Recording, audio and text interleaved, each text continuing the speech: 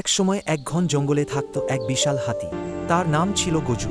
গজু ছিল খুব শক্তিশালী, কিন্তু মনটা ছিল একদম শিশুর মতো সহজ। সে কাউকে কষ্ট দিতে পারত না। একই জঙ্গলে থাকত এক ভালুক, নাম তার ভোলু।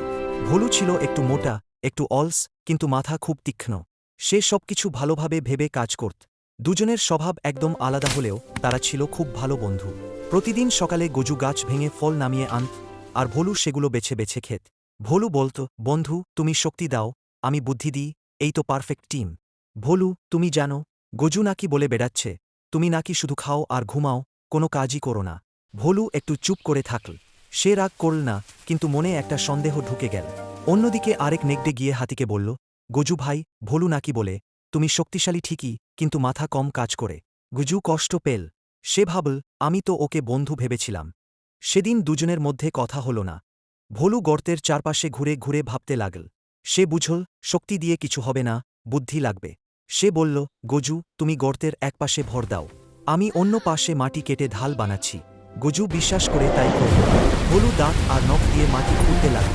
অনেক কষ্টের পর গর্তে একটা ঢাল তৈরি হল। গজু ধীরে ধীরে সেই ঢাল বেয়ে উঠে এল। বেরিয়ে এসে গজু ভোলুকে জড়িয়ে ধরল। সে বলল, বন্ধু আজ না থাকলে আমি শেষ। ভোলু হেসে বলল, শক্তি আর বুদ্ধি একসাথে থাকলে কেউ হারায় না। ঠিক তখনই তারা ঝোপের আড়ালে লুকিয়ে থাকা শিয়াল আর নেকড়েদের দেখে ফেল। সবকিছু বুঝে গেল। গজু গম্ভীর গলায় বলল, ঘন জঙ্গলের গভীরে, যেখানে সূর্যের আলো ভয়ে কাঁপে, সেখানেই রাজত্ব করত এক হিংস্র বাঘ। তার চোখে ক্ষুধা, দাঁতে মৃত্যু।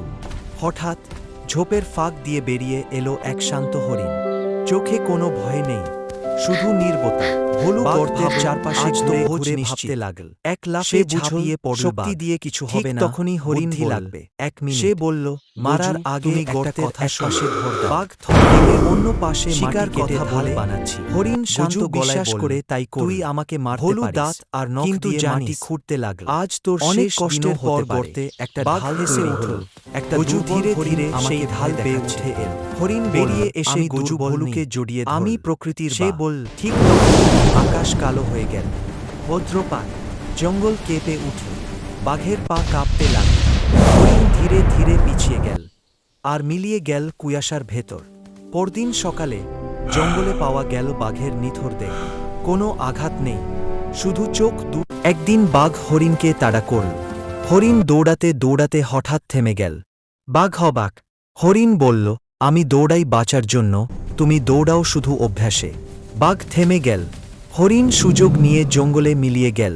একদিন ভালুক জঙ্গলে মধু খুঁজতে খুঁজতে খুব ক্লান্ত হয়ে পড়ল। হাতি বলল, আমার পিঠে চড়ো। ভালুক উঠে বসতেই হাতি হাঁচি দিল। ভালুক সোজা মধুর গাছে গিয়ে পড়ল। ভালুক খুশিতে বলল, আজ হাঁচি আমার ভাগ্য। হাতি হেসে বলল, বন্ধুত্ব থাকলে দুর্ঘটনাও আনন্দ হয়। একদিন বাঘ দৌড়ের প্রতিযোগিতার ডাক দিল। হাতি রাজি হল। পথে বাঘ দৌড়ে এগিয়ে গেল, কিন্তু নদী এলে থেমে গেল। হাতি ধীরে নদী পার হয়ে বাঘকে তুলে নিল। দুজন একসাথে গন্তব্যে পৌঁছাল। জেতা নয়, একসাথে পৌঁছানোই আসল। জঙ্গলে এক বাঘ আর এক হাতি থাকত। বাঘ বলতো, আমি সবচেয়ে ভয়ঙ্কর। হাতি বলতো, আমি সবচেয়ে শক্তিশালী। একদিন জঙ্গলে আগুন লাগলো। হাতি শক্তি দিয়ে সবাইকে টেনে বের করল। আর বাঘ বুদ্ধি দিয়ে নিরাপদ পথ দেখালো।